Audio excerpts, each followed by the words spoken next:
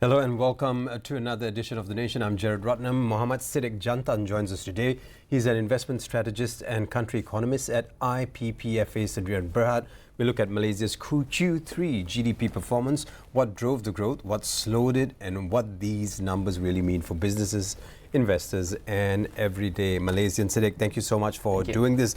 I know half of Malaysia waits for your report towards the end of the day, but we got you in the studio today, so we're quite lucky. Now, a lot happening in the economy. Yeah. I guess a lot is happening in your office as well at this point. What's it like, this being the year end? We're into Q4. What's it like at the office? Okay, Gerard, I can say that for the past 2 months and we expect it will be continue until the end of this year. Investors is getting more cautious. That's one thing. The cautious is can be due to our ringgit have been strengthened because most of the Malaysian investor they have been put a lot of the allocation in the overseas, which is invest in the USD. So when they convert it to the Malaysian ringgit, and we know that the ringgit have been strengthened roughly around 7% year to date. So there's a loss. There's a loss on for the them. FX. Right. That's the reason why I can say it's time for the investor to look back on their portfolio and try to rebalance to the local equity stock. Let's go to the news right now and see what the business desk has done. Of course, Malaysia's 5.2% Q3 growth stands out globally, or at least that's what we're saying. What does this result say about our economic strength right now? And if you don't know what this question is about, so simply asking, we're growing faster than many other countries. I think the bigger question is why? Okay, first it's a 5.2 growth, and my view that's yes, it's a significant number because it clear show the re-accelerating of the Malaysian economy. And when I say that the re-accelerating, we not just see 5.2 as the quarterly basis, but we see that how the quarterly on the figure. That's a Q1 we show that the growth is only 0.7%, and Q2 is a 2.2%, and Q3 is a 2.4% growth. So meaning to say that the speed of the economic growth is much more faster. So from Q1 to Q2, it was a market improvement. Yes, correct. And then Q3 we see an improvement, but not as exponential as the first one. Yeah, but when we look on the Q2, we all know that's what happening in the Q2 in the global. That's a Trump tariff announcement, and it's supposed to be a slow economic growth. But for the Malaysia, the Q2 is a show that's a 2.2% growth, and it continue. People can be say that it's only the front loading because of the businesses take the new inventory, but it's a show on the consistent growth, and the growth is been from 2.2 to 2.4%, and the one thing that I want to highlight here that beside the trade, we need to look on the domestic account. And when we talk about the domestic account, it's create the solid equally. I can say that unemployment has been steady 3%. And in the macroeconomic, when we talk about the 3% unemployment rate, it's considered as a full employment. 3% unemployment rate is considered full employment, which means most everyone have jobs. Yes, correct. Okay. And the good things, the rising of the salary 3.8%, compare Q2 3.4%. Is that significant? It's significant, and plus, people will be asking that the economic landscape, global economic landscape, look like a very slow growth because of the trade policy. But in Malaysia, the job security is still maintained. That's a key number one to make sure the consistent growth on the GDP. Right. So I guess the flip side to this question, from a market perspective, is are investors convinced by this pace they're seeing? I can say that it's convinced, or we can say that it's investor sentiments, and I can say that it's a very subjective. But the number is not just a standalone. When we see the number, the economic number, it's a link with the multiple variables. First, when I say just now on the unemployment, we also look on the job productivity, labor productivity per hour, and also let's show the growth and number of the job created. Also, let's show the growth data that I share the numbers, and at the same time, consumption is a continue, and this is a way that I can say how this indicator show that Malaysia economic quietly rebuilding momentum from within. So that is supported by the firm labor and converting rising income, and also there's a stable price. Can this momentum last into 2026? I can say yes, and in fact that the in what we saw for the government official forecast 4.0 to 4.8, and we see it can be, let's say, achieved because of the two economic engines, which is a similar situation that we saw in the 2013 and 2014. And what is the two economic engines? Is the service sector and also manufacturing sector. They have been synchronized and moving together with the clarity and direction. Service and manufacturing has been synchronized. Can you simplify that for us a little bit more? What does that mean? Yeah. When we look on the current account or the GDP numbers, we saw that the service sector in the Q1, in the Q2, that's a growth 5.2%, 5.1%, and on the Q3 is a 5%. Meaning to say, on the first quarter it's been a grow, but in the third quarter it's been slow a little bit. But it been complement with the manufacturing sector, which is a Q2 at the 3.7%, and Q3 is a 4.1%. And what it's telling is that one of the element that we can see here is the digital investing. Digital investment is lifting the service and create the stronger consumer confidence and supporting the retail and also the tourism and manufacturing benefit from the improving supply chain. Right. Now we're tracking toward the higher end of next year's growth target. What's powering that stronger outlook? Basically, what I'm asking is, why does 2025 look better than before? Yeah. And I can say that why the 2025 look better is come from the three area. First, that the confidence-driven spending. That's due to the hiring and also income. So you're saying businesses are spending more? Businesses are investing more? Consumer spending? Yeah. Consumer spending first. Yep. Then there's a second that the business have been growing and expanding. Which means they're investing? Yes. And then there's a thirdly is about the inflation stable. So if let's say I want to bring the number to the public today, first we see that if let's say we can recall about the idea of the policy minimum wage, which is a bit table a few years ago, right. And a lot of the people have been put the concerns. If let's say minimum wage have been implement, there are number of the people who are unemployed, and then as a company have been have a cost of the operation will be high. But in the actual fact, and when I said it's actual fact, is from the Q4 last year until now, and wage have been increased continuous from the 3.1%, and then let's move to the 3.3%, and then move to the 3.4%, and now it's the 3.8%. And in fact, after we minus with the inflations, the real wage also show the continuous uptrend. That's the number one. And number two, job created. So job created also have been increased last year in the quarter 3. If I can recall that the 31,000 jobs have been created. This year, on the quarter 3, is 32,000, show the increase. I think the bigger question here is what's the biggest confidence driver at this point? I can say there's a strong macroeconomic backdrop on the domestic. Strong macroeconomic backdrop. Yeah. Right. Can you explain a little bit further? Because it's not just the consumer, it's also the business, and also that have been the government able and successfully put the Malaysia as a favorable ASEAN country for the global investor. Well, if you're just joining us on the program, we're speaking to Mohammad Sidek Jantan. He's an investment strategist and country economist at IPPFA Sdn Bhd, or IPPFA Sdn Bhd. And we are taking a look at the economy and especially what's happening in Q3. Now, domestic activity held up well despite all the global challenges we have. Now, what's shielding the economy from turbulence at this point? And I can say that what and I think for the layperson is what inside Malaysia is keeping us strong? Basically, that's the question, lah. Yeah. Okay. What's keep the Malaysia strong? I can say that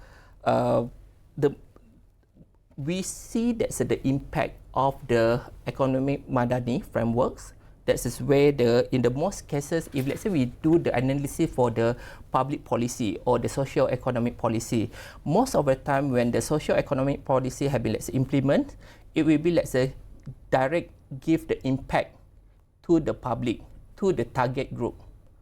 And we know that it's been like done since 2023 in the July, and we see that the impact now already let's say give the influence on the macroeconomic data.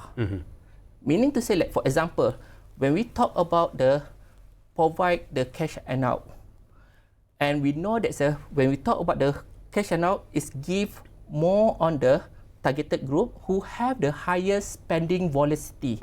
What's the meaning of the highest spending velocity? Because most of the time, this group receive the money, receive the cash. Highest spending velocity. Yeah. Okay. So this group receives cash. Receive the cash, and most of the time they will use it immediately or in the short-term period. So that the money go into the market again, and this is the circle. And this one is if let's say we want to link it with the idea of the rising the floor and also rising the ceiling, this is a way that's equitable prosperity that's happened. Right. So this is the solid fundamental foundations that's been created for the Malaysian economy. Right. So, I mean, cash support like STR and SCR, just to go back to what you're saying, helps sustain spending, or at least that's what we believe. Yeah. Now, how meaningful was that boost to the demand? Now, I mean, the simple way of putting it is, did government support help people buy more things? I can say yes, and when we do measure of the impact of the economic policy, we need to look on how big the fiscal multiplier effect. And most of the time when we look on the cash transfer or like from the STR, from the SRA, the economic multiplier effects is about 4 to 5 times. But back to your question, whether it's give the boost of the Malaysia economy, I can say yes, because that's a reactivate or make sure the activity or the supply chain been activated or continue active. If we compare with the China, for example, China in terms of the inflation is been like the deflation, meaning to say people not spend. But in Malaysia, that's the inflation is still like the healthy. My definition is between 1.5 to 2%. Right. That's the healthy inflation. Right. So you're saying people are spending, which is good for us, and you give us context saying China, people are not spending as much as we think they are. I think the important question here is, with all the spending, when is the right time to start scaling back? When the right time to start? Do we even need to think of scaling back? For me, that it's not really the right time to the scaling back, because for my understanding and for my view, basically when we talk about the cash transfer and everything, first, this is something like if let's say you stop, that's the people will be let's say make a noise. Right. But at the same time, how to use this cash transfer to improve the local domestic economy. For example, like the STR, or we can just use the example of the Rahmah, Jualan Rahmah. The Jualan Rahmah, if let's say we talk about the instant noodle in Malaysia, they have one brand that's a very frequent used by public. But if let's say the government can improvise the cash transfer under the Jualan Rahmah, expand it to the SME, local SME, the multiplier effect will be like much more higher, because when we talk about the MNC lead supply chain, most of the profit retention will be in the regional, not in the domestic. Meaning to say, whatever the profit they make will be in the regional basis. Right. But if let's say on the SME supply chain, it will be local retentions.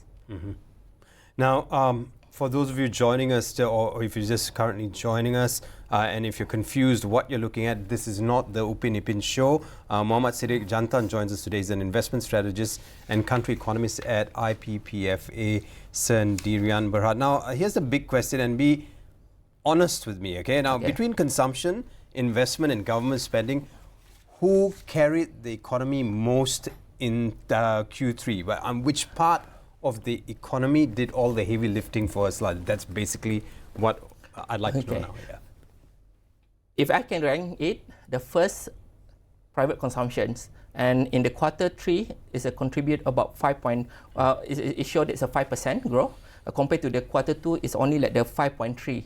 Yes, we see it as something like a drop, but private consumption in terms of the weightage is more than half of the GDP numbers. And then the second is a private investment. They have been showed it's a 7%. Yes, it's been slightly slow compared to the quarter 2, which is a 11.8%. And lastly is a public consumption, which is the government expenses, which is around 7.1%. But public consumption is a very small weightage in the GDP numbers. So the answer to your question are the private consumptions. Right. I guess, yeah. That's a cover for the spillover effect across the retail, F&B, transport, tourism and services. Right.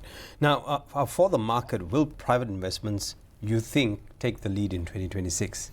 I can say yes, because we know there's a reshoring have been come in, like for example, there's the US have been force everyone to make the business with them.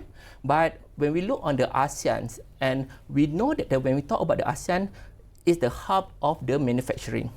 And this is a way that the Malaysia and also the rest of the ASEAN have been come in. Malaysia is not the full manufacturing because we already improve. We already move to the service sector. And I can say that what service that we provide is more on the logistic and also the port. And that's the one make the private investment to be grow. And another area of the private investment, if let's say I can add in, is more on the data center. On data centers. On data center, AI, and also that's a technology related. And we just at the early stage of the AI, and our AI growth is not like in the US that's is already mature. We are at the early stage. So AI growth for us is still inching forward. Yes. It's not as big as we think. Although it's moving forward, it should be do you think it should be faster? I can say it may be faster, but we have some of the hiccup. The one of the hiccup is because that the supply chain for the AI component and also the semiconductor have been allowed to be trade in the Asia region, because we know that's the main player for the technology and also semiconductor are in the Western country, and also there's Taiwan and also the South Korea. Now, a 50 billion ringgit trade surplus in uncertain conditions, what does that signal about our external strength? Basically, we export more than we import. That's a strong position. What does this mean? Okay, the trade surplus in this environment, like the global economic consider have been very soft, is that Malaysia external sector has entered a phase of selective resilience. What does it mean? That's where the composition, diversifications, and also responsiveness of the export matter more than sheer value. So what we can see that I always share this during my talk and also there's my write-up, where there's Malaysia have been use the geo-economic hedge strategy. Geo-economic hedge strategy. What it mean that the diversification of not depend on the one single product, not depend on the one single country or one single region. And this is really, I can say, for the emerging market, they are need to do this thing, especially in the year 2025, and I can say that Malaysia have been done it since 2023. Right. Yeah. Right. Now, are foreign investors, and I want to move really quickly with this one. Are foreign investors seeing Malaysia as a solid export-driven opportunity again, with what information you've given to us? And when we talk about trading partners, we've got a lot of trading partners. Which one do you worry the most about? And I can say that the one that I'm worried is how the trading partner have been reduce their exposure with the Malaysia. And I can say in this context, it's not US. It can be a surprise when I say it's not US, and it's more on the China. How to we afraid that China. But everything we are on the up and up. Everyone thinks that we're on the up and up with regards to trade with China. Yeah, but the thing is, China have been seen that China currently have a macroeconomic issue where that's the debt the government them, and also that the slowdown of the economic growth, and especially that the most of the supply chain that China have been produced is been it's not just like the come from the China itself, it's a depend on the country in the Southeast Asia.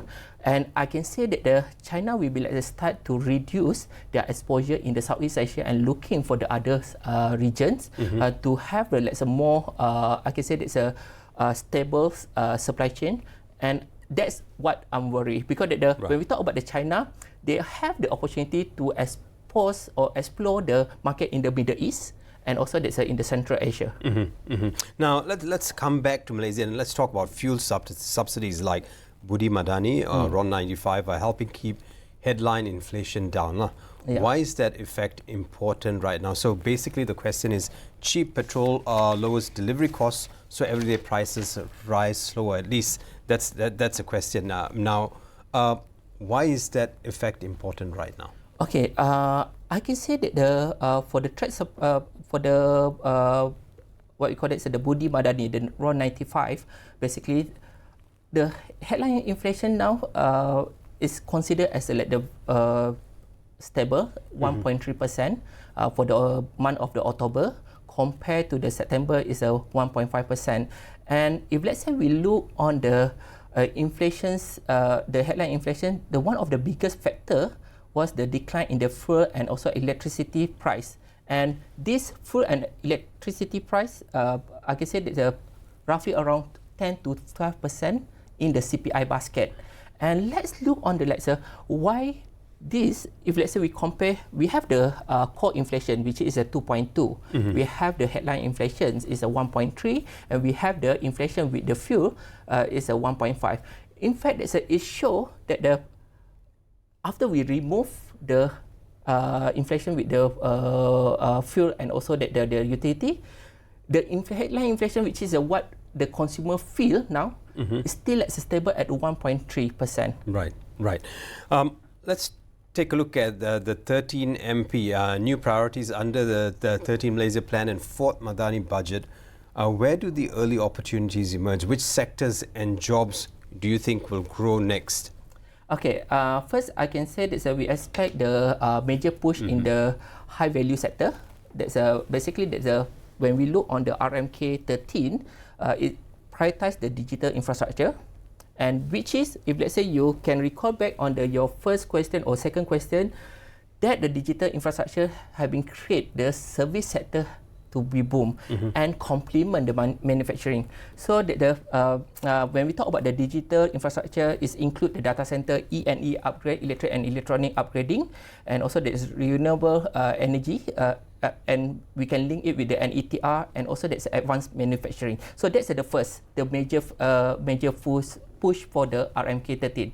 And the second one is we expect the deeper regional economic transformations, especially now we have we know about the Klang Valley and Johor, Singapore, but we also see the Sabah Sarawak energy transition. That will be the second push. And the third push is that we expect that the Madani budget, I can say that the target subsidy and also that's a skill upgrading, that's the one under the rising the ceiling. That's done by the government. Yeah. Right. One last question for you. We've got about a minute left and we really need to speed this up. Looking ahead, what's the biggest upside for growth and the biggest downside risk to watch for? I know what could go very right or very wrong, basically. That's the question. Yeah. Okay, for the 2025 to 2026, that's the one upside. I can say Malaysia can go faster if first there's a supply chain shift, bring more high value FDI. That's the number one. And then there's inside that we can see the E&E and data center investment acceleration, and also the one that I can say provide immediate and also the short-term impact are the tourism. Which is that we have the Visit Malaysia 2026, which is give a lot of the impact into the local economy. Right. And then what is the downside or the biggest risk comes from the outside.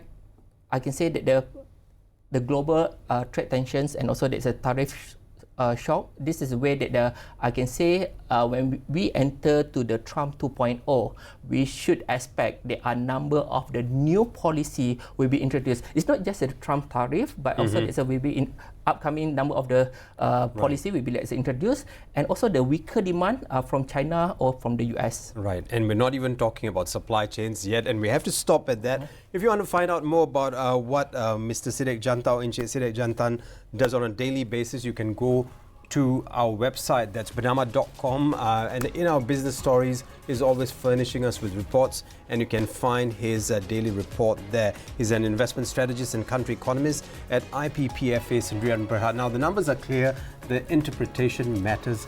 Let's not forget that it's the lived experience of the people driving all that we talk about here, whether it's on a business show, on Bernama TV or elsewhere. Be sure to stay updated at .com, that's Bernama.com. I'm GERARD RATNAM. This has been The Nation on Bernama TV. News updates coming up shortly. Stay with us.